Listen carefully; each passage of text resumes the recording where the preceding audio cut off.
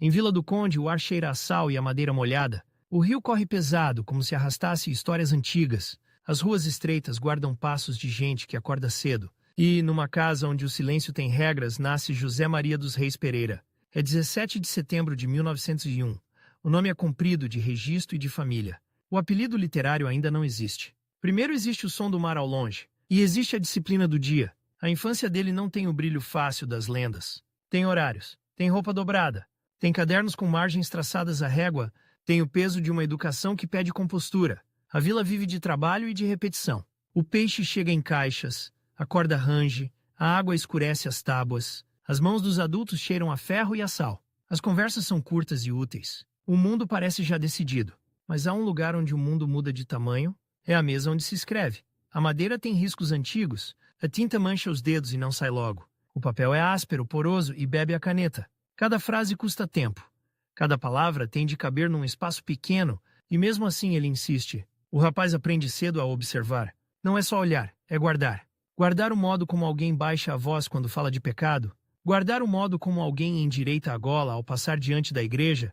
Guardar o modo como um professor faz uma pausa antes de corrigir um erro. Essas pausas dizem mais do que as palavras. E ele começa a colecionar pausas dentro de si. Em casa, a moral é uma parede. Não se discute. Encosta-se a ela. A religião está no calendário e no medo. Está no domingo e no olhar dos vizinhos. E está na ideia de que a vida certa é uma vida sem sobressaltos. Ele sente isso como uma roupa que aperta. Não rasga a roupa. Aprende a respirar por dentro. Quando chega a hora de escolher caminho, a escolha não é livre. É uma soma de expectativas. Estudar é subir um degrau. E Coimbra é o degrau maior. A cidade universitária tem um nome que pesa. Disse Coimbra como se fosse um destino. E ele vai. A viagem muda o corpo. O frio entra mais cedo. O nevoeiro cola-se à roupa. As pedras das ruas devolvem o som dos passos. Coimbra tem escadas que cansam e fachadas que vigiam. Tem repúblicas com portas gastas. Tem cafés onde se fala alto para parecer seguro. E tem a universidade, com a sua liturgia própria. A Universidade de Coimbra não é só aulas. É um sistema. Há matrículas, propinas, requerimentos. Há secretarias com filas e carimbos. Há horários afixados em papel amarelado. Há professores que entram com a pasta de couro e a gravata bem presa. Há alunos que copiam depressa, com medo de perder uma frase. E há o peso de uma tradição que não pede opinião, pede obediência. Ele escolhe filologia românica. A palavra parece técnica, quase fria. Mas por dentro é fogo. É estudar a língua como quem desmonta um relógio. É ver como as palavras mudam de forma e de sentido.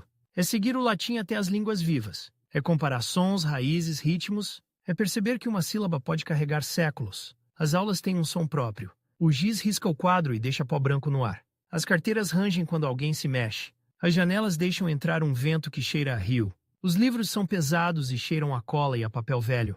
Ele aprende a ler com método, linha a linha, sem pressa, como quem procura uma falha num tecido, mas a leitura dele não é só acadêmica. Ele lê como quem procura uma saída, procura uma voz que não seja emprestada, procura uma forma de dizer o que não se diz em voz alta, e ao mesmo tempo sente o perigo. Portugal é um país onde a moral pública tem dentes, e onde a política começa a endurecer. A década avança com ruído de quartel. A ditadura militar instala-se em 1926. As palavras ficam mais vigiadas, os jornais medem o tom, as conversas mudam de lugar. Fala-se mais em casa, menos na rua. E mesmo quando não há polícia à vista, há prudência. A prudência é uma segunda pele. Ele está em Coimbra nesse clima. E sente a pressão dupla. De um lado, a universidade pede forma e respeito.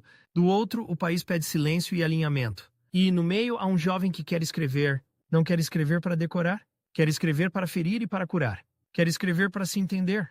A vida de estudante tem uma mecânica dura. Acordar cedo, lavar o rosto em água fria, engolir um café fraco, levar livros debaixo do braço, subir ruas íngremes, sentar-se horas a ouvir, copiar, sublinhar, resumir, voltar ao quarto com a cabeça cheia, e à noite, quando a cidade baixa o volume, começa o trabalho secreto. A luz é pouca, uma lâmpada amarela, às vezes uma vela, a sombra da mão cresce na parede. Ele abre o caderno e tenta... Escreve uma linha, rasura, escreve outra. O papel fica marcado de insistência. E quando acerta numa frase, sente um alívio físico, como se o peito abrisse um pouco. Há dias em que a coragem falha. Ele fecha o caderno. Ouve passos no corredor. Ouve risos ao longe. Ouve a cidade a viver sem ele. E pensa se não seria mais simples seguir o caminho esperado. Ser um professor discreto. Ter uma vida sem polêmicas. Mas a inquietação volta sempre. Volta como febre. Ele começa a publicar cedo em meios literários, não com a segurança de quem já tem lugar, com a urgência de quem precisa de prova, prova de que a voz existe, prova de que não é só um exercício de juventude, e ao mesmo tempo ele aprende o preço. Publicar é expor-se, é dar ao outro o direito de julgar. Coimbra tem círculos e pequenas guerras. Há grupos que se formam por afinidade e por vaidade. Há quem queira ser moderno por moda. Há quem queira ser clássico por medo. Ele observa isso com desconfiança. Não gosta de ser empurrado para uma etiqueta. E mesmo quando se aproxima de pessoas, mantém uma reserva. A reserva é uma defesa. O nome José Régio aparece como escolha. Não é um capricho leve. É uma máscara que protege e revela. Protege a família e o homem civil. Revela o escritor que quer existir sem pedir licença. O pseudônimo cria uma distância, e essa distância dá-lhe liberdade para dizer mais. A cidade, por vezes, parece um tribunal. Não um tribunal oficial. Um tribunal de olhares. Um tribunal de comentários. Um tribunal de reputações. Ele sente isso quando entra num café. Sente isso quando entrega um texto. Sente isso quando alguém o cumprimenta com excesso de formalidade. A formalidade pode ser uma faca.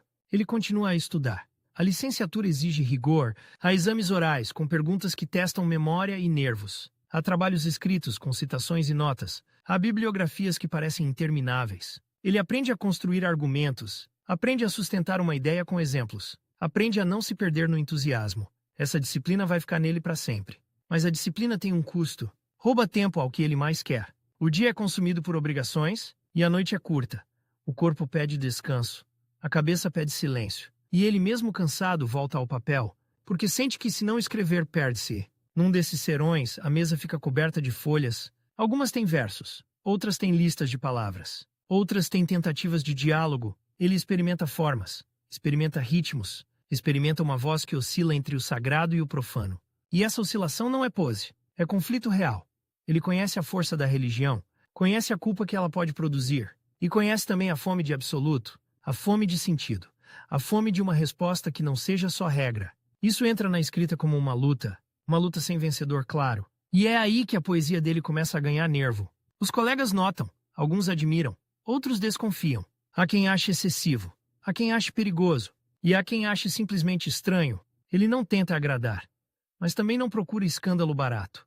Procura verdade interior, e isso num país de aparências é sempre um risco. A vida em Coimbra tem também momentos de beleza. O som de uma guitarra ao longe, o cheiro de castanhas no inverno, o brilho do Mondego quando o sol aparece. A capa negra a ondular nas ruas, a sensação de pertencer a uma tradição antiga, ele sente isso.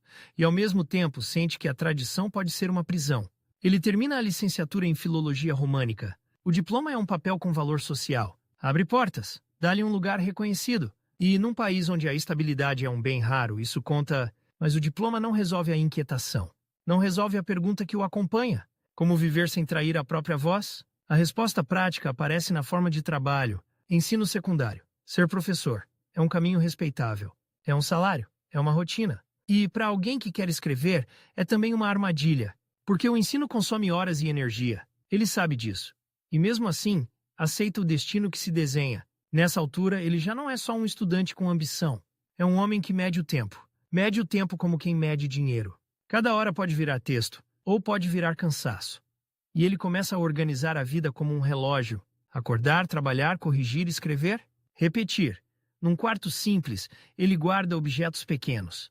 Não são luxos, são coisas com história. Uma peça antiga comprada por pouco, um papel guardado por causa de uma assinatura, um livro com dedicatória. Ele toca nesses objetos como quem confirma que o mundo é real, como quem precisa de matéria para não se perder em ideias. A matéria acalma-o. Há uma tarde em que ele fica muito tempo com uma folha na mão. A folha tem correções. Tem palavras riscadas com força. Tem uma frase reescrita 3 vezes. Ele olha para aquilo e percebe uma coisa simples. A escrita dele não vai nascer de inspiração fácil. Vai nascer de combate. E ele aceita o combate. O país, entretanto, fecha-se mais. A moral pública endurece. A censura torna-se uma sombra constante. Mesmo quando não se vê, sente-se. Sente-se no cuidado com que se escolhe um adjetivo. Sente-se no medo de ser mal interpretado. Sente-se na prudência de quem quer sobreviver. E ele, que quer dizer o que dói, tem de aprender a contornar. Ele aprende a usar a ambiguidade como ferramenta, não para esconder por cobardia, para dizer mais do que uma leitura permite. Uma frase pode ter 2 camadas. Uma imagem pode ser inocente e perigosa ao mesmo tempo. Ele treina isso como quem treina um músculo, e esse treino vai marcar a obra. Numa noite fria, ele escreve versos que parecem oração e desafio. A mão treme um pouco, não de medo, de intensidade. Ele sente que está a tocar num nervo, e sabe que esse nervo não é só dele. É de um país inteiro dividido entre devoção e desejo, entre obediência e impulso, entre fachada e verdade. O nome José Régio começa a circular mais. Ainda não é fama, é rumor. É reconhecimento em pequenos círculos. É uma carta que chega com elogio contido. É uma crítica que aponta excesso. É um comentário que tenta reduzir o que ele faz. Ele lê tudo e guarda como quem junta provas. Há também solidão. A solidão não é só falta de companhia. É a sensação de que ninguém pode entrar naquele lugar interior. Ele pode conversar, pode rir, pode discutir literatura, mas quando volta ao quarto, volta sozinho. E é nessa solidão que ele trabalha. A solidão vira oficina. Num dia comum, ele atravessa Coimbra com livros apertados contra o peito. O céu está baixo, a chuva fina cola-se ao casaco. Ele entra numa sala e ouve uma aula sobre formas antigas. O professor fala de métricas, de etimologias, de tradições. Ele anota. E por dentro, pensa em como usar aquilo para dizer o indizível. A técnica vira arma. A certa altura, ele percebe que não quer ser apenas um homem de letras no sentido acadêmico. Quer ser escritor no sentido total. Quer poesia, sim, mas quer também teatro, ficção, ensaio. Quer personagens que falem o que ele não pode dizer em nome próprio. Quer cenas onde a moral do tempo seja testada. E quer leitores que sintam desconforto. O desconforto é sinal de vida. Ele começa a imaginar o futuro com uma clareza dura. Se ficar preso ao centro, vai ser sugado por disputas. Se afastar, pode ganhar silêncio. Mas o silêncio tem preço. O preço é invisibilidade. O preço é incompreensão. O preço é ser visto como alguém que fugiu. Ele ainda não decide. Mas a ideia instala-se. Numa gaveta, ele guarda folhas dobradas. Algumas têm datas. Outras têm apenas um título provisório. Ele não confia na memória. Confia no papel. O papel é testemunha. E, quando o papel envelhece, a tinta fica mais funda. Como se o tempo confirmasse a intenção, a juventude dele não é uma linha reta. É uma série de pequenas fraturas. Uma frase que não pode dizer em casa. Um livro que lê às escondidas. Um poema que escreve e rasga. Uma conversa em que se cala para não se expor. Essas fraturas acumulam-se. E um dia viram estilo. Ele aprende também a polemizar, não como quem procura briga por vaidade. Como quem não suporta a mentira confortável. Quando ouve uma ideia feita, sente vontade de a desmontar. Quando vê uma pose literária, sente vontade de a furar. Isso cria inimigos. E cria respeito. E cria isolamento. O isolamento para ele não é só circunstância, é método. Ele precisa de distância para ouvir a própria voz. Precisa de não estar sempre a responder ao ruído dos outros. Precisa de um espaço onde a escrita não seja espetáculo. E Coimbra, apesar de tudo, ainda é um lugar de ruído. Um ruído de tradição e de ambição. Num fim de tarde, ele fica parado junto ao rio. A água leva folhas e pequenos detritos. O céu abre uma faixa de luz. Ele pensa na vila onde nasceu. Pensa no mar. Pensa na casa e nas regras. E percebe que a fuga não é geográfica. A fuga é interior. E a liberdade que ele procura não vai ser dada por ninguém. Ele volta ao quarto e escreve mais. Escreve com a sensação de que o tempo é curto. Não porque esteja doente. Porque a vida adulta aproxima-se. O trabalho fixo aproxima-se. As responsabilidades aproximam-se. E ele sabe que, quando isso chegar, a escrita vai ter de lutar por cada minuto. Há uma manhã em que ele recebe notícias de oportunidades e colocações, papéis oficiais, linguagem seca, datas e assinaturas. Ele lê devagar. Sente o peso do Estado naquelas linhas. Sente também a promessa de estabilidade. E ao lado, na mesa, há um caderno aberto com versos inacabados. 2 mundos encostados. Ele não faz drama em público. Não anuncia dilemas. Guarda-os. Mas o corpo denuncia. Olheiras. Cansaço. Uma irritação súbita com banalidades. Uma impaciência com conversas vazias. Ele está a preparar-se para uma vida dupla. Professor de dia, escritor à noite. E, mesmo antes de começar a ensinar, ele já imagina a sala de aula, o quadro negro, o pó do giz, as carteiras alinhadas, os alunos a mexerem-se, inquietos. Ele imagina a voz a explicar gramática e literatura e imagina a mão a corrigir erros com tinta vermelha. A tinta vermelha como marca de autoridade, e depois imagina a mesma mão a escrever versos. A mesma mão, 2 destinos. A decisão de escrever contra o esperado não acontece num único momento. Acontece em centenas de gestos pequenos, em escolher ficar em casa a ler, em vez de sair, em escolher reescrever um poema, em vez de dormir, em escolher um pseudônimo, em vez de assinar com o nome civil, em escolher a verdade interior, mesmo quando ela complica a vida, esses gestos constroem um caminho. Quando ele olha para o futuro, não vê um palco garantido. Vê trabalho, vê resistência. Vê um país onde a vigilância pode apertar, vê uma moral pública pronta a condenar o que não entende, e vê também uma necessidade que não desaparece. A necessidade de escrever como quem respira. Coimbra fica para trás como uma marca. A marca do método, a marca da tradição enfrentada. A marca das primeiras alianças e das primeiras desconfianças. Ele sai com um diploma e com uma inquietação maior, sai com ferramentas e com feridas, e sai com a certeza de que a liberdade que procura vai exigir disciplina diária. Em cima da mesa ficam sempre duas pilhas, uma de dever, outra de desejo. Ele aprende a viver entre as duas. E, enquanto o país se fecha, ele abre por dentro. É assim que começa a vida de José Régio. Não com um grito, com uma frase escrita à noite, quando todos dormem. Em Coimbra, a modernidade não entra como um clarão, entra como um rumor. Um livro passado de mão em mão, uma revista estrangeira dobrada no bolso do casaco, uma conversa sussurrada num canto de café. E, no meio desse rumor, José Régio aprende uma regra simples. Quem quer escrever tem de escolher o seu inimigo. Às vezes, o inimigo é o Estado. Às vezes, é o aplauso fácil. E, muitas vezes, é o próprio grupo. Ele já tem o diploma, já tem o caminho do ensino a abrir-se, mas a cabeça dele continua presa à mesa de trabalho. A madeira tem marcas de caneta. O tinteiro deixa um cheiro metálico. O papel barato levanta pequenas fibras quando a pena raspa. Ele escreve e volta a escrever. E ao lado guarda recortes e cartas. Como se cada folha fosse uma prova num processo, a cidade vive com pressa e com pose. Há estudantes que falam de arte como quem fala de gravatas, há outros que repetem nomes para parecerem iniciados. E há os que se calam, porque o país já não gosta de vozes soltas. Desde 1926 o ar tem outra densidade. Há mais fardas, há mais cautela, há mais portas que se fecham cedo. Numa mesa de café as chávenas batem no pires. O açúcar vem em pequenos pacotes de papel. O fumo do tabaco desenha uma névoa baixa e as palavras saem com cuidado. Não é só medo de polícia, é medo de reputação. A reputação em Coimbra pode matar uma carreira antes de nascer. É nesse ambiente que ele se aproxima de dois homens. João Gaspar Simões tem a energia de quem quer organizar o mundo.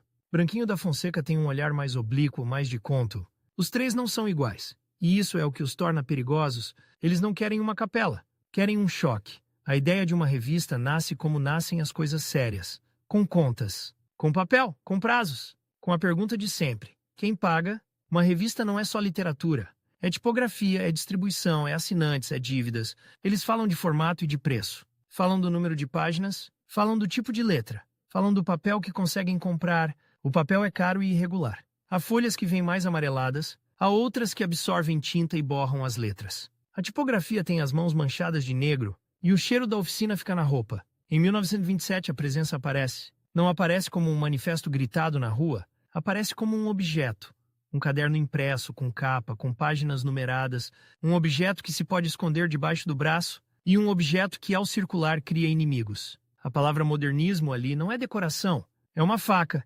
Eles querem romper com o que consideram retórica vazia, querem uma literatura que não seja só ornamento, querem um indivíduo inteiro com contradições e febre. E isso, num país de moral rígida, soa a provocação. Régio entra com a sua voz já marcada. Ele não escreve para agradar a um salão. Escreve como quem abre uma ferida e olha lá dentro. A religiosidade dele não é de catecismo, é de combate. E o combate aparece em imagens que incomodam. Os textos chegam à redação em envelopes gastos. Alguns vêm dobrados muitas vezes. Outros vêm com manchas de café. Há páginas com correções à margem. Há palavras substituídas por sinônimos mais duros. Eles leem em voz alta. Param. Discutem uma frase como se fosse uma peça de relógio. A redação não é um escritório elegante. É uma sala emprestada, uma mesa, cadeiras que rangem, há pilhas de papel. Há livros abertos com lombadas partidas, há cinzeiros cheios e há uma ansiedade constante porque o tempo corre.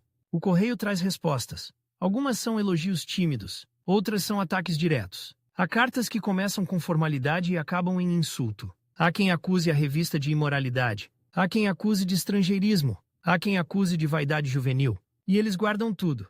Régio lê essas cartas como quem lê um diagnóstico. Ele não se alimenta do ódio, mas também não foge dele. Ele quer saber onde dói.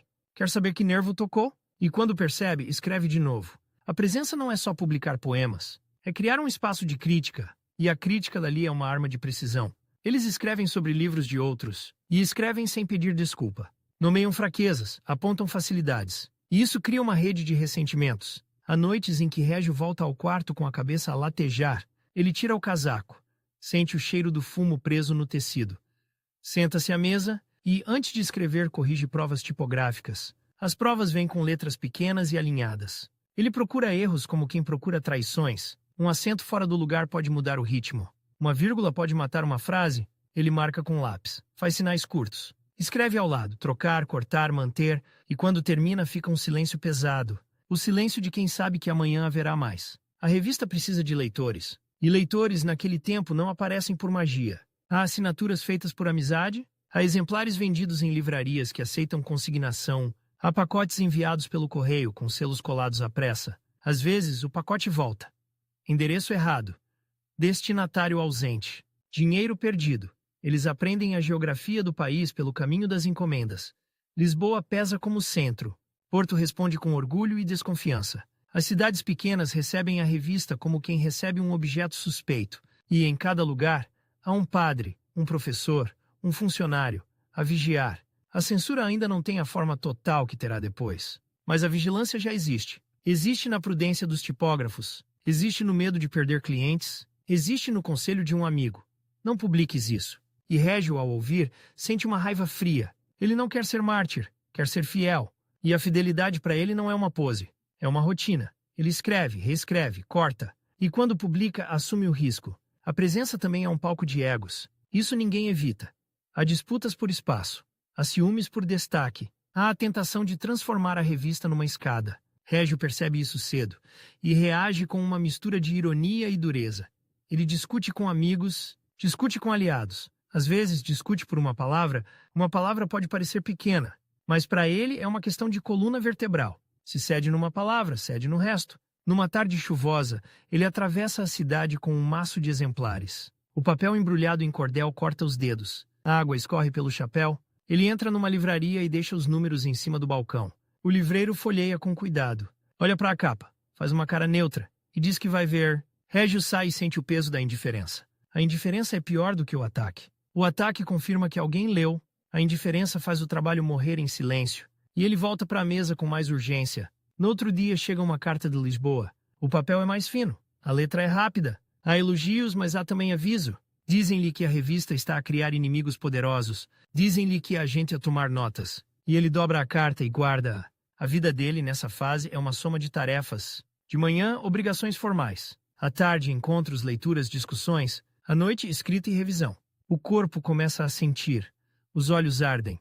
A mão dói de tanto riscar. Ele começa a publicar poemas que mais tarde serão vistos como marca inicial. Poemas de Deus e do diabo não nascem num dia. Nascem em fragmentos. Nascem em folhas soltas. Nascem em versos que ele testa em voz baixa. Ele lê para si mesmo, como se estivesse a medir a resistência da frase. Há versos que parecem oração. Há versos que parecem acusação. E há versos que parecem confissão. Ele não separa essas coisas. Na cabeça dele, elas misturam-se, e essa mistura é o que assusta os moralistas. Um professor mais velho encontra a revista e franze o sobrolho. Diz que aquilo é doença, diz que aquilo é decadência. Régio ouve e não responde logo. Ele aprende a escolher o momento do golpe. Às vezes, o silêncio é uma forma de desprezo. Mas ele não é só poeta, ele é polemista. E a polêmica para ele é trabalho de carpinteiro. Ele pega num argumento alheio, desmonta peça a peça, mostra as falhas, e volta a montar de outro modo para expor o vazio. Isso dá-lhe fama dentro do meio. Uma fama que não é confortável. Há quem o procure para brigar, há quem o evite para não ser atingido, e há quem o admire em segredo, porque não tem coragem de fazer o mesmo. Numa sala fria, com janelas altas, eles discutem o futuro da revista. Falam de continuidade, falam de periodicidade, falam de dinheiro, falam de quem entra e quem sai. E por trás de cada frase há uma pergunta. Quem manda? Régio não gosta de mandar, mas também não aceita ser mandado.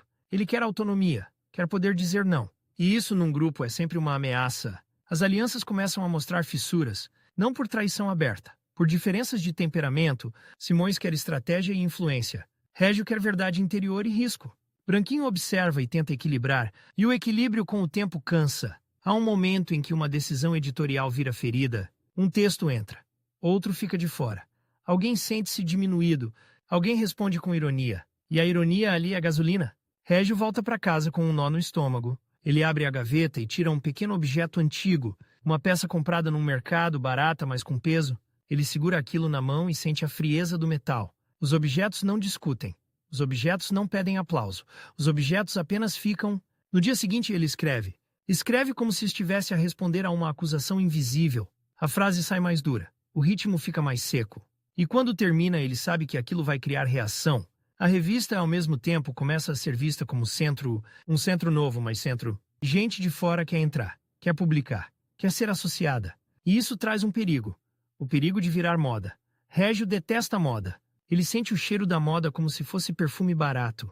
A moda promete pertença e cobra obediência. Ele não quer obedecer a ninguém, nem aos seus. Numa noite, num café quase vazio, alguém fala de carreira, fala de prêmios, fala de lugares em Lisboa, fala de jornais. Régio ouve e mexe o café com a colher. O som do metal no vidro é irritante. Ele pensa no tempo, pensa nas horas que perde em conversa e decide sair cedo. Em casa, a mesa espera. Há provas para corrigir, há cartas para responder, há poemas para terminar. Ele organiza as folhas em pilhas, uma pilha de dever, uma pilha de desejo. E no meio, a revista como ponte e como armadilha, a presença dá-lhe visibilidade, dá-lhe leitores atentos, dá-lhe inimigos declarados, mas também o prende a um circuito de expectativas. Esperam dele uma posição, esperam dele uma linha, esperam dele fidelidade ao grupo. Ele sente isso como uma mão no ombro, uma mão que parece amizade, mas pesa. E ele começa a imaginar outra forma de vida, uma vida com menos ruído, uma vida com mais silêncio. Numa manhã, ele vai à tipografia buscar exemplares. O chão está sujo de aparas de papel. As máquinas fazem um barulho constante, como um animal. O tipógrafo entrega-lhe um pacote. O pacote está quente, acabado de sair. A tinta ainda tem um cheiro vivo. Régio abre um exemplar e passa o dedo pela página. Sente a ligeira aspereza. Vê uma palavra que ele lutou para manter. E sente orgulho. Mas o orgulho dura pouco. Logo vem a pergunta: quanto tempo isto aguenta? Ele sai para a rua e o vento corta. Coimbra tem esse frio que entra nos ossos. Ele aperta o pacote contra o peito e, por um instante, parece um homem a carregar um segredo. Noutro lugar, numa sala de aula, um professor fala de autores consagrados. Fala com voz segura. Fala como se a literatura fosse um museu fechado. Régio ouve e sente uma impaciência. Ele não quer um museu, quer uma oficina. Quer o texto vivo, a sangrar. Ele começa a perceber que o centro literário também aprisiona. Aprisiona com convites, aprisiona com elogios, aprisiona com a obrigação de estar presente. E ele, que escolheu o pseudônimo para ter distância, vê a distância a diminuir. Chega mais correio, chegam pedidos, chegam críticas, chegam recados de gente influente. Alguns querem aproximá-lo, outros querem domesticá-lo. E ele sente o mesmo impulso de sempre: resistir. Há uma carta que ele lê 2 vezes. A letra é formal, o tom é quase paternal. Dizem-lhe que ele tem talento, mas que devia moderar-se. A palavra moderar-se fica a ecoar. Ele dobra a carta com cuidado. E, em vez de responder, escreve um poema. A revista continua, número após número. Cada número é uma batalha pequena. Escolher textos, rever, pagar, distribuir, ouvir o que dizem, engolir o que não se pode responder. E, no meio disso, Régio vai se tornando uma figura, não uma figura de salão, uma figura de tensão. Alguém que não encaixa, alguém que incomoda, alguém que, mesmo dentro do modernismo, não se deixa usar. Ele começa a escrever também em prosa, a experimentar outras formas. Porque a poesia, por vezes, não chega a coisas que pedem personagem, pedem diálogo, pedem cena. Ele quer pôr a moral do tempo em palco, quer ver como ela reage quando alguém diz o proibido. Numa noite, ele rabisca uma ideia para teatro. Não é ainda uma peça, é um esqueleto, uma situação, uma família, um segredo. Ele escreve 2 falas e para. O coração bate mais rápido. Ele sabe que aquilo um dia vai ser perigoso. O país, entretanto, continua a endurecer. As pessoas falam mais baixo. Os jornais escolhem palavras neutras. A prudência vira hábito. E a literatura, quando é viva, vira suspeita. Régio sente que a presença é uma janela aberta, mas uma janela aberta também deixa entrar frio. Deixa entrar olhares. Deixa entrar acusações. E ele começa a cansar-se do papel de homem em vitrina. Num fim de tarde, ele encontra um amigo na rua.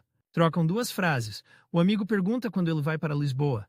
Pergunta como se fosse inevitável. Régio sorri sem mostrar dentes. E diz que ainda não sabe. Ele sabe sim.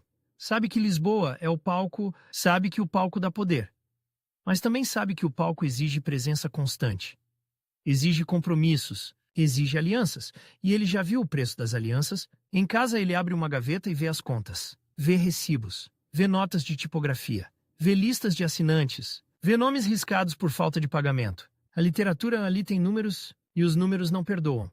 Ele pega numa moeda e roda-a entre os dedos. Pensa no salário de professor que se aproxima. Pensa na estabilidade. Pensa no tempo roubado.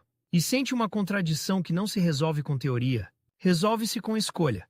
A presença deu-lhe o centro. Deu-lhe o combate. Deu-lhe a prova de que a voz dele existe e resiste. Mas também lhe mostrou uma verdade amarga. O centro tem grades invisíveis. Numa noite tardia, ele fica sozinho com as páginas espalhadas. Há correções a vermelho, há versos a lápis, há um pequeno objeto de coleção ao lado, imóvel. Ele olha para tudo aquilo e sente uma fadiga funda. Não é desistência, é lucidez. Ele fecha um envelope com um texto para o próximo número. Molha a aba com a língua. Sente o gosto da cola. Pressiona com o polegar para selar. E, nesse gesto simples, percebe que está a preparar outra coisa. Uma saída. Quando a revista circula, o nome dele circula com ela. E com o nome circula uma expectativa. Que ele continue ali, no centro do ruído. Que ele seja sempre o homem da polêmica. Que ele esteja sempre disponível para a guerra literária. Ele olha para a mesa e mede o dia. Mede o que gastou em discussões. Mede o que sobrou para escrever. E, pela primeira vez com clareza, sente que precisa de distância. Não para fugir, para trabalhar. A decisão ainda não é anunciada. Ainda não tem data. Mas já tem forma dentro dele. Ele vai aceitar uma vida que parece menor aos olhos dos outros. Uma vida de província. Uma vida de horários. Uma vida de sala de aula. E, quando essa escolha se concretiza, muitos vão chamar-lhe recuo. Mas ele sabe o que está a fazer. Ele está a comprar silêncio com o próprio corpo. Está a trocar o palco por uma mesa. E está a levar consigo a ferida e a força que a presença lhe deu. O comboio arranca com um solavanco curto. A madeira do banco range. O vidro da janela treme com cada emenda da linha. Ele leva uma mala discreta e pesada. Dentro, a roupa dobrada com rigor. Há livros com cantos gastos. Há cadernos com folhas soltas, presas por um elástico. E há um embrulho pequeno, duro, protegido por jornal. O ar cheira a carvão e a ferro quente. Quando o vento entra pela frincha, traz pó.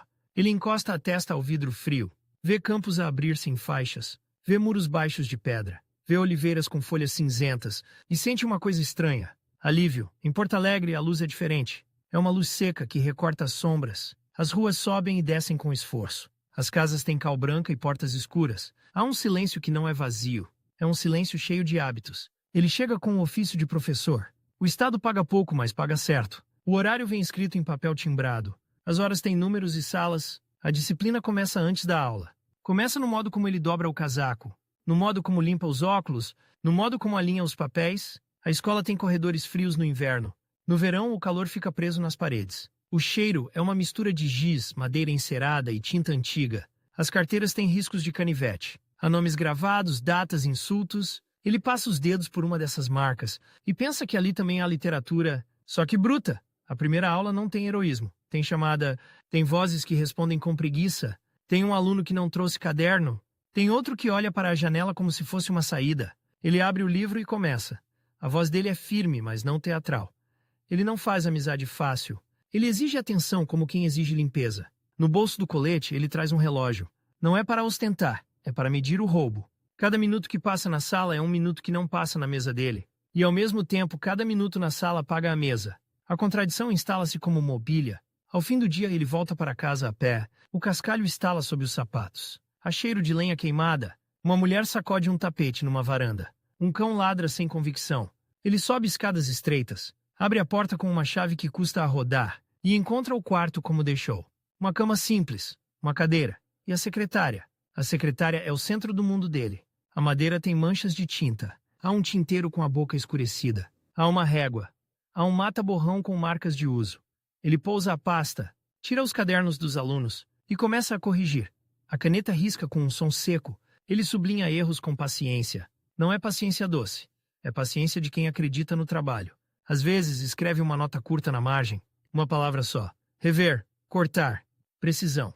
Ele não dá sermões longos. Ele dá tarefas. Quando termina a última redação, já é noite. A lâmpada faz um círculo amarelo na mesa. O resto do quarto fica em sombra. Ele abre o embrulho pequeno que trouxe. É um objeto de coleção. Pode ser uma figura, uma peça antiga, um fragmento. Ele segura aquilo como quem segura uma prova. Os objetos não mentem. Eles envelhecem à vista. E ele gosta dessa honestidade. Depois ele puxa uma folha limpa. O papel é mais fino do que ele queria. A pena prende em pequenas fibras. Ele sopra para afastar o pó. E começa a escrever para si. A mão dele muda. A letra fica mais rápida, mais nervosa. Como se a aula tivesse sido uma contenção e agora o corpo pudesse finalmente falar. Porto Alegre não tem o ruído de Coimbra. Não tem cafés cheios de nomes e intrigas. Tem conversas curtas na rua. Tem cumprimentos repetidos. Tem olhos que reconhecem quem passa, e isso pesa. Porque numa cidade pequena, a vida privada é um boato em preparação Ele aprende depressa o mapa invisível. Sabe quem manda na escola. Sabe quem manda na igreja. Sabe quem manda no jornal local. Sabe quem manda no silêncio. E sabe que o país lá fora endurece. A ditadura militar já virou hábito. O Estado Novo vai se instalando como uma parede nova, pintada por cima de rachaduras antigas. Na sala dos professores, há chá em copos grossos. Há açúcar em pedaços. Há um cinzeiro que nunca está vazio. Fala-se de exames. Fala-se de disciplina. Fala-se de carreiras. E fala-se com cuidado do que não se deve falar. Ele ouve mais do que responde. Porque cada frase ali pode viajar. E ele não quer que a sua mesa seja invadida por conversas alheias. Mesmo assim, a fama dele chega antes dele. Chega em recortes, chega em comentários, chega em perguntas que parecem inocentes. É o senhor que escreve na presença? Ele confirma com um aceno curto e sente a reação. Há quem sorria com admiração, há quem sorria com desconfiança, e há quem não sorria. A rotina começa a moldar os dias. Acordar cedo, lavar o rosto em água fria, vestir-se com método, ir para a escola, dar aulas, voltar, corrigir, escrever, dormir pouco, repetir. O relógio no bolso marca a vida útil. E ele sente o corpo apagar, os olhos ardem, a garganta seca, a mão endurece. Mas a produção cresce, porque o silêncio, quando é comprado com disciplina, vira ferramenta. Ele escreve poesia com uma tensão que não se resolve. Há Deus e há diabo no mesmo quarto. Há oração e há acusação na mesma linha. E isso, num país de moral pública rígida, é dinamite. Não explode logo. Fica guardada. Mas toda a gente sente o cheiro. Um dia chega uma carta com carimbo de Lisboa. O envelope vem amassado nas pontas. O papel de dentro é fino e cheira a tabaco. Ele lê de pé junto à janela. A carta elogia, depois avisa. Fala de censura. Fala de prudência. Fala de consequências. Ele dobra a folha com cuidado e guarda-a numa gaveta junto de outras, como se estivesse a montar um dossiê da própria vida. Na escola ele é metódico. Explica a métrica como quem explica uma máquina. Mostra como uma sílaba muda o ritmo, como uma pausa muda o sentido. Ele faz os alunos lerem em voz alta. Corrige a respiração, corrige a pressa. E quando um aluno tenta decorar sem entender, ele corta. Não. Uma palavra. E o aluno percebe que ali não há atalhos. À noite, ele volta ao texto dele. E o texto dele não tem a calma da sala. Tem febre, tem contradição. Tem personagens que dizem o que não se diz na rua. Ele começa a trabalhar o teatro com mais seriedade. O teatro permite-lhe uma coisa perigosa. Pôr a moral do tempo a falar e ver como ela se denuncia. Há dias em que ele sai para comprar papel. A papelaria tem cheiro a cola e a madeira. Os cadernos estão empilhados. As folhas vêm com marcas de fábrica. Ele escolhe o que pode pagar. O dinheiro do professor não dá para luxos. Ele conta moedas. O dono da loja observa sem pressa, e ele sente nesse gesto a realidade nua. A literatura custa. E custa todos os dias. Em casa ele organiza tudo. As provas corrigidas ficam numa pilha. Os manuscritos noutra. As cartas numa caixa. Os recortes de jornal numa pasta. E ao lado o objeto de coleção. Sempre ali. Como um peso pequeno a lembrar-lhe que o mundo é material, que a alma também deixa vestígios, e que ele quer guardar esses vestígios como quem guarda a evidência. Porto Alegre também lhe dá solidão. Não a solidão romântica, a solidão prática, a solidão de jantar sozinho, de ouvir passos no corredor e saber que não são para ele, de passar domingos inteiros sem conversa longa. Ele lê muito, lê com lápis na mão, sublinha, anota, discorda na margem.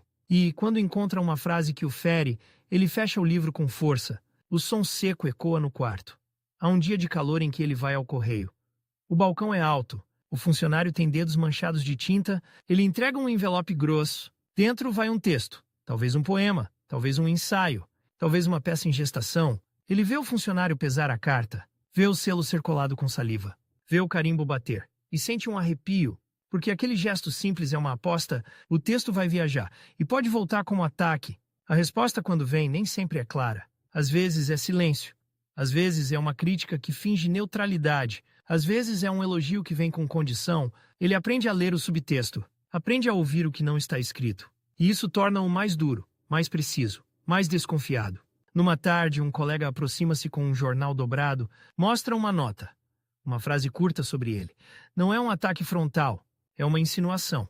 Uma dúvida lançada como pedra pequena. Ele lê.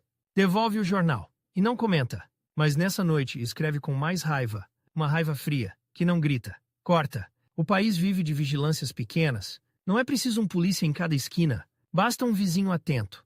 Basta um padre ofendido. Basta um diretor zeloso. Basta um funcionário que gosta de agradar. Ele sente isso na pele. Sente quando uma conversa para ao entrar numa sala. Sente quando um cumprimento fica mais curto. Sente quando alguém evita dizer o nome dele em público. E mesmo assim, ele não se torna clandestino.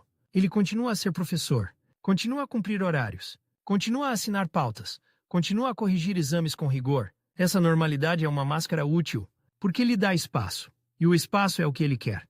Não para descansar, para escrever. A escrita dele começa a ganhar corpo em prosa. Ele trabalha o ciclo que mais tarde será conhecido como a velha casa. Ele pensa em famílias, em heranças, em paredes que guardam segredos. Ele conhece casas antigas. Em Porto Alegre há muitas. Casas com escadas gastas, com retratos escurecidos, com móveis pesados. Ele entra como visitante. Observa detalhes, o cheiro a cera, o som de uma porta a fechar, a forma como uma sala pode parecer respeitável e ao mesmo tempo sufocante, e leva isso para o papel. Num caderno ele faz listas, nomes de personagens, idades, relações, pequenos traços de caráter. Um homem que alisa o bigode quando mente, uma mulher que aperta o terço quando sente desejo, um rapaz que finge coragem para esconder medo. Ele não escreve teorias, ele escreve gestos, porque os gestos denunciam mais do que discursos. Há noites em que ele reescreve a mesma página 5 vezes, a primeira versão sai demasiado explicativa. Ele rasga, a segunda sai demasiado lírica, ele risca, a terceira aproxima-se, mas ainda tem uma frase fácil. Ele corta, a quarta tem o ritmo certo, mas falta uma palavra. Ele procura no dicionário, o dicionário está gasto com lombada partida, ele encontra, escreve, e só então respira. O tempo, porém, continua a ser inimigo. A burocracia escolar não perdoa. Há relatórios, há reuniões, há inspeções, há papéis que exigem assinatura. Ele sente a irritação subir quando vê formulários. Porque cada formulário é uma hora roubada.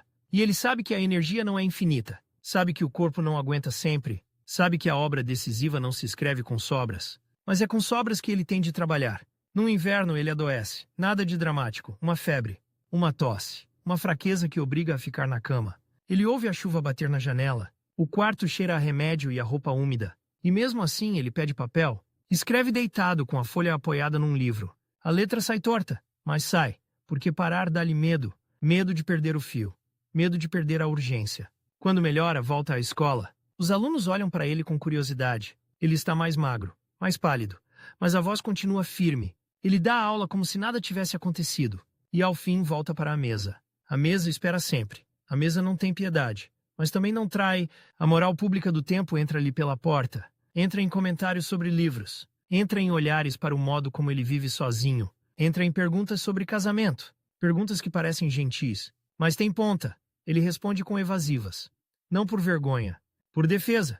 Ele não quer que a vida íntima vire matéria de tribunal social. E o teatro dele, quando começa a circular, toca nesses nervos. Benilde ou a Virgem Mãe ainda não é um título na boca do povo. Mas a semente está lá. A ideia de uma casa, de uma família, de um acontecimento que desafia a moral. Ele escreve diálogos como quem monta uma armadilha, deixa as personagens falarem, deixa-as justificarem-se. E no fim, a própria linguagem delas revela o medo e a hipocrisia. Há um momento em que ele recebe um convite para ir a Lisboa, uma conferência, um encontro, um jantar literário. O papel do convite é bom. A letra é elegante. Ele lê e sente a tentação. Lisboa é o palco. Lisboa dá visibilidade. Lisboa dá a sensação de que a vida está a acontecer, mas ele olha para a pilha de testes por corrigir, olha para um manuscrito aberto e recusa, com uma frase curta, sem explicações longas. Essa recusa tem custo. Alguns interpretam como arrogância, outros como medo, outros como teimosia. Ele não corrige interpretações. Ele não tem tempo para isso. O tempo dele está na mesa. E a mesa exige trabalho, não justificações. Num domingo ele caminha pela cidade, as lojas estão fechadas. O som dos passos dele ecoa. Ele passa por uma igreja, o sino toca. Ele para por um instante. Não entra, fica do lado de fora. O rosto dele não mostra devoção fácil, mostra conflito. Como se a fé fosse uma luta diária, e essa luta vai para os poemas, vai para as peças, vai para os romances. Em casa ele abre uma caixa de objetos. Há pequenas peças compradas em feiras, há imagens religiosas, há coisas populares, há coisas antigas. Ele limpa o pó com um pano. O pano fica cinzento. Ele observa cada detalhe. Uma fissura, uma cor desbotada, uma marca de uso. E pensa que as pessoas também são assim. Carregam marcas e tentam escondê-las com cal. A correspondência continua. Algumas cartas vêm com elogios sinceros, outras vêm com conselhos não pedidos, outras vêm com acusações. Uma delas diz, sem rodeios, que ele corrompe a juventude. Ele lê devagar, sente o sangue subir. Depois, pega na carta e guarda. Não para se vingar, para lembrar, para não se iludir sobre o país em que vive. Na escola, ele encontra um aluno talentoso, um rapaz que escreve com força, mas escreve com medo. Medo de ser ridicularizado. Medo de ser punido. Régio lê o texto e não faz festa. Faz uma coisa mais rara, leva a sério, aponta falhas, aponta possibilidades e diz apenas: trabalhe. O rapaz sai com os olhos acesos e Régio sente uma satisfação silenciosa, porque ali naquele gesto ele também está a construir futuro, mesmo que ninguém aplauda. Os anos passam com esse ritmo. A província, que parecia recuo, vira laboratório. Ele observa pessoas sem máscara de salão, observa o peso das famílias, observa a força das convenções, observa a violência do que se cala, e transforma isso em literatura, não como reportagem, como drama interior. Há uma noite em que ele fica acordado até tarde. A rua está quieta, o vento bate numa persiana, ele tem uma página à frente. Uma página que não funciona, ele tenta uma frase, apaga, tenta outra, rasga, a frustração cresce. Ele levanta-se, vai até a estante, pega num objeto pequeno, sente o frio do metal, volta a sentar-se, e com esse peso na mão recomeça, como se precisasse de algo real para não se perder no abstrato. Quando finalmente encontra o tom, escreve sem parar. A tinta acaba a meio. Ele abre outra garrafa. A tampa cola nos dedos. A tinta tem um cheiro forte. Ele continua. E quando termina, já há luz a entrar pela janela. Ele ouve um galo ao longe. O mundo acorda. E ele ainda não dormiu. Na escola, nesse dia, ele está mais lento. Mas não falha. Dá aula, corrige um aluno com firmeza, assina um papel. E volta para casa com a cabeça a latejar. A vida dele é isso. Uma corda esticada entre dever e vocação. E ele caminha em cima dela sem rede. A censura, com o tempo, torna-se mais organizada. Os teatros sentem, as editoras sentem, os jornais sentem. Ele sente também. Não precisa de receber um carimbo na testa. Basta perceber o que não se publica, o que se adia, o que se corta, o que se comenta em voz baixa. Ele aprende a escrever com inteligência de sobrevivência, sem se domesticar, mas sabendo onde o golpe pode ser mais eficaz. E apesar de tudo, a obra dele circula. Chega a leitores que ele não conhece. Chega a jovens que escondem livros debaixo do colchão. Chega a gente que lê à noite com medo de ser vista. Ele recebe sinais disso em cartas. Cartas que começam com "não diga a ninguém". Cartas que pedem resposta. Cartas que agradecem por alguém ter escrito o que eles não conseguem dizer. Ele responde quando pode. Às vezes com 2 linhas. Às vezes com 1 página. A letra dele é clara, sem floreios. Ele não promete salvação. Promete trabalho. E, no fundo, é isso que ele oferece. Uma ética de escrita, uma disciplina que não depende de aplauso. Porto Alegre vai se tornando uma espécie de destino, não por falta de ambição, mas por escolha. Ele sabe que se voltasse ao centro seria engolido por convites, por polêmicas, por expectativas. E ele já tem polêmicas suficientes dentro de si. Ele precisa de silêncio para as ouvir. Numa tarde, ele abre a gaveta onde guarda papéis antigos, há provas tipográficas com correções, há cartas dobradas em 4, há recortes amarelados. Ele passa os olhos por um texto antigo, reconhece o jovem que foi impaciente, afiado, e reconhece o homem que é agora, mais disciplinado, mais solitário, e talvez mais perigoso, porque aprendeu a esperar. Ele fecha a gaveta, volta à mesa, pega numa folha nova, e escreve como quem cumpre uma sentença escolhida. Não há música de fundo, não há plateia, há apenas a caneta, o papel e o tempo a fugir. Lá fora, a cidade continua com a sua vida pequena. Um vendedor grita na rua. Uma porta bate. Um rádio toca ao longe uma canção leve. Ele não se move. Ele escreve e ao lado o objeto de coleção fica imóvel. Como se guardasse, em silêncio, a prova de que ele escolheu ficar. E de que esse ficar não foi rendição.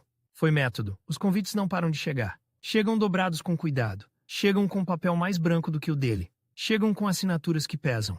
Ele lê tudo com a mesma cara. Depois pousa na mesa. E volta ao que tem de corrigir. O reconhecimento, quando vem, não vem como festa. Vem como um nome repetido. Vem como um recorte guardado por alguém. Vem como um aluno que diz ter visto o livro numa montra, e ele responde com um aceno curto, como se a montra fosse um detalhe. Numa manhã fria, o carteiro sobe as escadas com pressa. Traz um envelope maior. O selo está bem colado. O carimbo morde o papel. Ele abre com uma lâmina pequena para não rasgar. Lá dentro há provas tipográficas. Folhas longas com letras alinhadas e margens largas para a guerra. Ele lê com o lápis na mão. Não lê como leitor, lê como artesão. Marca uma vírgula fora do sítio, corta um adjetivo que se exibiu demais, troca uma palavra por outra mais seca E no fim, assina a folha de devolução. A assinatura é um gesto simples, mas é ali que ele assume o texto como corpo. A editora quer rapidez. A editora quer datas. Ele quer precisão. E a precisão custa noites. A lâmpada aquece o ar em volta da cabeça. O resto do quarto fica gelado. A tinta engrossa no tinteiro. Ele aquece os dedos com o bafo. E continua. O estado novo está em todo o lado. Está no modo como se fala baixo. Está no modo como se evita um tema. Está no modo como um diretor olha para um livro. Ele aprende a reconhecer o medo pelo som. O medo tem um som de cadeira arrastada. Tem um som de tosse fingida. Tem um som de conversa que muda de assunto. Mesmo assim, ele não escreve para agradar. Escreve para acertar contas. Às vezes com Deus. Às vezes com o diabo. Às vezes com a própria fraqueza. E isso não cabe bem em vitrines oficiais. Há um dia em que ele vai a Lisboa. Não vai como turista. Vai com uma pasta de couro gasta. Vai com o casaco escuro bem escovado. Vai com o relógio no bolso, como sempre.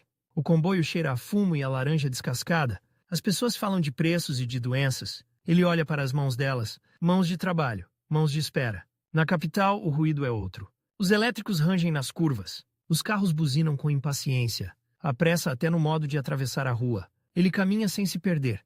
Sabe onde ficam as livrarias. Sabe onde ficam os cafés. Sabe onde se trocam frases como moedas? Num café pedem-lhe opinião. Querem que ele escolha um lado? Querem que ele confirme uma escola? Ele ouve. Bebe o café devagar. O café vem forte e curto. E ele responde com uma frase que não dá abrigo. Não se oferece como bandeira. Não se deixa usar como prova. Quando volta a Porto Alegre, traz pouca coisa. Um livro comprado com desconto. Um maço de cartas para responder. E um objeto pequeno embrulhado em papel pardo. Comprou-o numa loja escura. O dono tirou-o de uma gaveta como quem tira um segredo.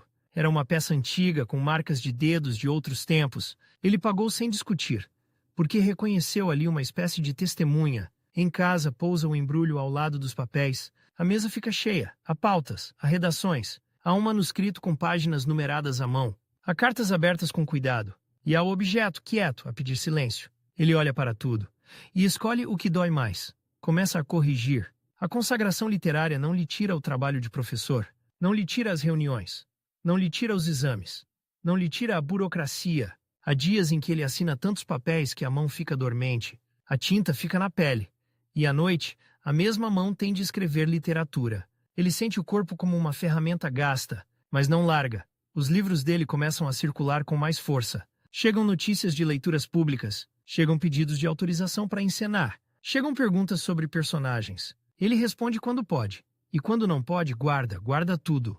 Como se um dia fosse preciso provar que existiu. Numa tarde, chega uma carta com timbre. O papel é grosso. O envelope tem uma aba bem colada. Ele abre e lê. A carta é educada. E é fria. Fala de cortes. Fala de conveniência. Fala de prudência. Não diz a palavra censura. Mas a tesoura está lá, invisível. Ele não rasga a carta. Não faz escândalo. Dobra-a com cuidado.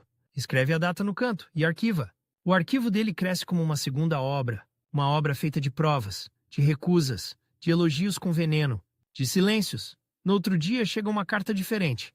O papel é barato. A letra é nervosa. Começa assim. Escrevo-lhe às escondidas.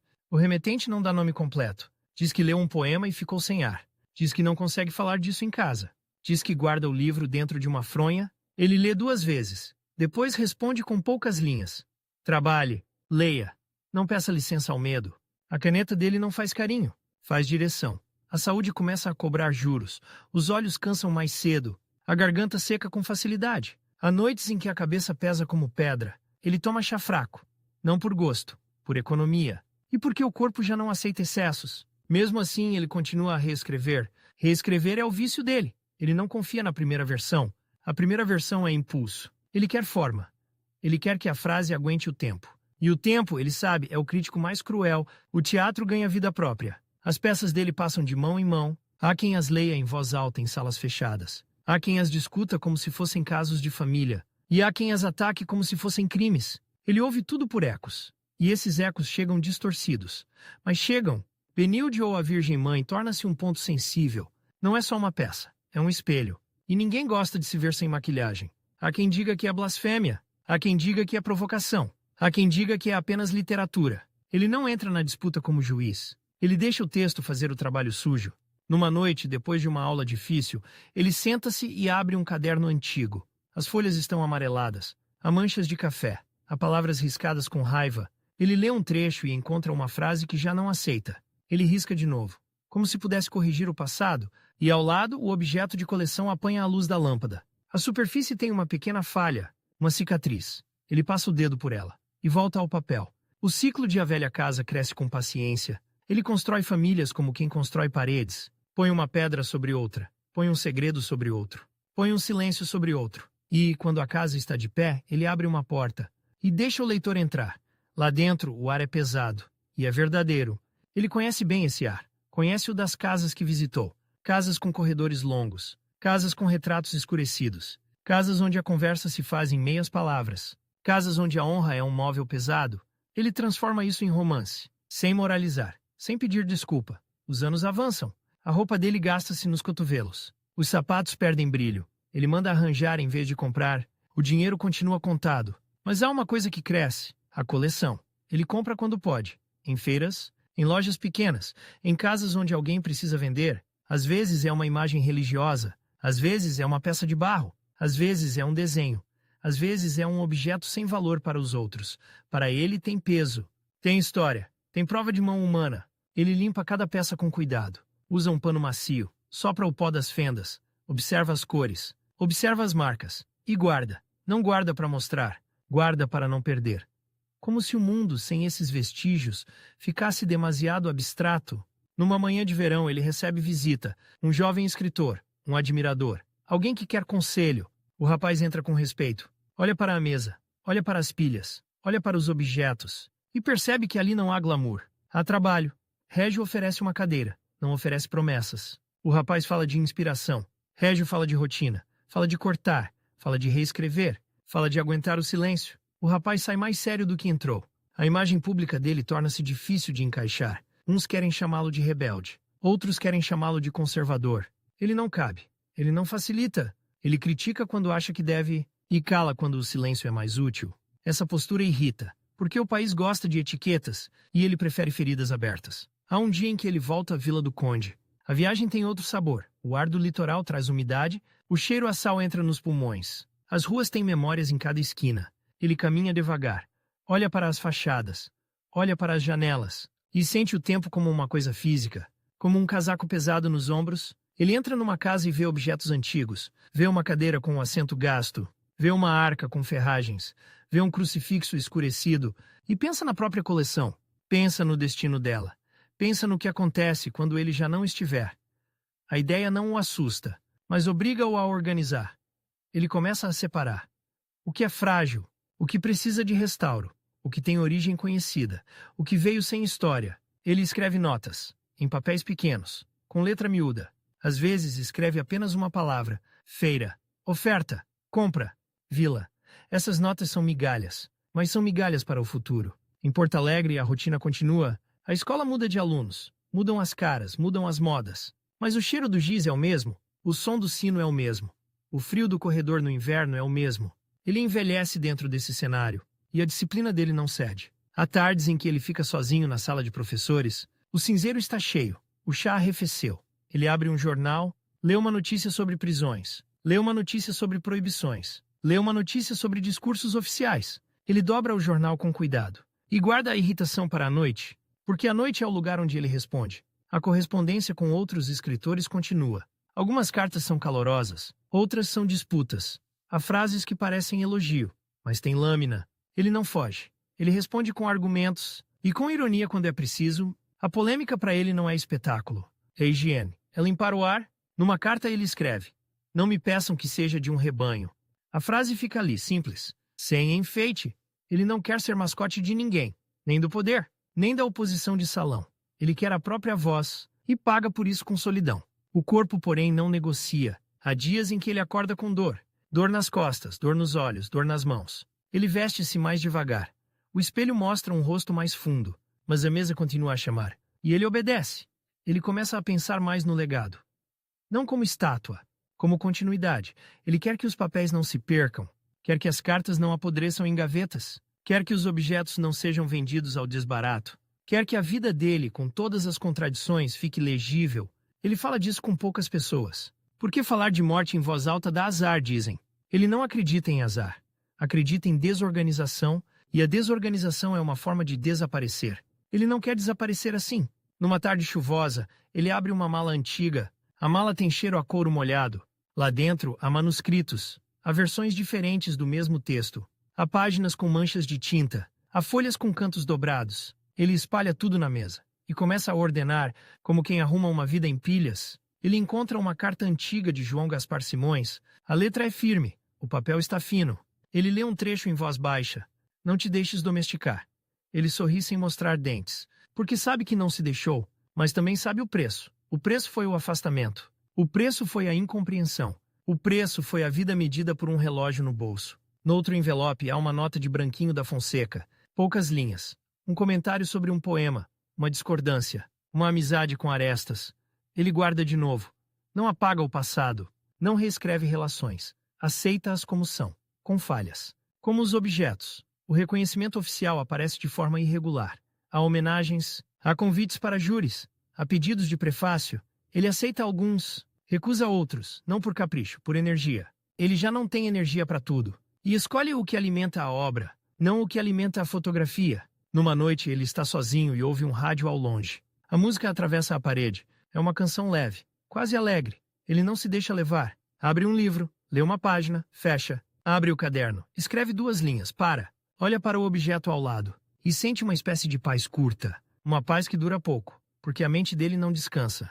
A coleção cresce tanto que começa a ocupar espaço real. Prateleiras, caixas, armários. Ele improvisa. Põe uma tábua sobre 2 suportes. Forra com pano. Organiza por tamanho, por fragilidade, por tema às vezes, mas nunca como museu, como abrigo. Ele recebe pessoas que querem ver, alguns vêm por curiosidade, outros vêm por respeito. Ele mostra sem teatralidade, pega numa peça e explica onde a encontrou. Diz o preço, se perguntam. Não tem vergonha do preço. O preço é parte da história. E a história para ele é sempre concreta. Há um objeto que ele segura mais tempo. Uma pequena imagem com a pintura gasta. Ele passa o dedo pela face e diz quase para si: isto sobreviveu. A frase fica no ar. E quem ouve entende. Ele também quer sobreviver, mas não como corpo, como trabalho. Os últimos anos trazem um cansaço diferente. Não é só físico, é um cansaço de país, um cansaço de ver as mesmas máscaras, as mesmas prudências, as mesmas frases feitas. Ele continua a escrever contra isso, mas sente que cada página custa mais. Mesmo assim, ele não se rende ao silêncio total. Ele escreve ensaios, escreve notas, escreve cartas, escreve como quem mantém uma chama pequena, uma chama que não ilumina uma sala inteira, mas impede a escuridão completa. Em dezembro de 1969, o frio entra pelas frestas, a roupa de cama parece mais pesada. O ar do quarto tem um cheiro de papel velho e madeira. Ele levanta-se com esforço. Senta-se à mesa. Há papéis por corrigir. Há um manuscrito aberto. Há uma carta por responder. E há o objeto de coleção imóvel, como sempre. Ele pega na caneta. A mão treme um pouco. Ele espera. O tremor passa. Escreve uma linha. Depois outra. A letra sai mais lenta. Mas sai. Ele não faz discurso. Não deixa testamento literário em frases grandiosas. Ele trabalha. Até onde dá? No dia 22 de dezembro, a vida dele termina. Não há som de aplauso. Há apenas o fim de um corpo. E fica o que ele acumulou com teimosia. Os livros, os papéis, as cartas, as correções, as versões e a coleção feita de pequenas coisas que resistiram. Em Vila do Conde, a casa que guarda o nome dele torna-se lugar de memória. As salas têm objetos que ele tocou. Tem peças que ele limpou com o próprio pano. Tem marcas de uso. Tem a honestidade do desgaste e, em algum lugar, há uma mesa que lembra a outra mesa. A mesa onde ele mediu o dia, com dever de um lado e desejo do outro. Quem entra ali não encontra um mito limpo. Encontra um homem que escolheu a disciplina como forma de liberdade, um professor que gastou a vida em horários e correções, um escritor que roubou horas ao sono para escrever o que não cabia no seu tempo, e um colecionador que guardou provas materiais, como quem guarda a própria respiração. A pergunta fica no ar, sem precisar de ser dita. Porque a resposta está nas coisas. Ele ficou longe do centro para não ser engolido. Ficou na província para ouvir melhor a própria voz. E pagou com solidão. Mas deixou uma obra que ainda faz barulho. Mesmo quando o país tenta falar baixo,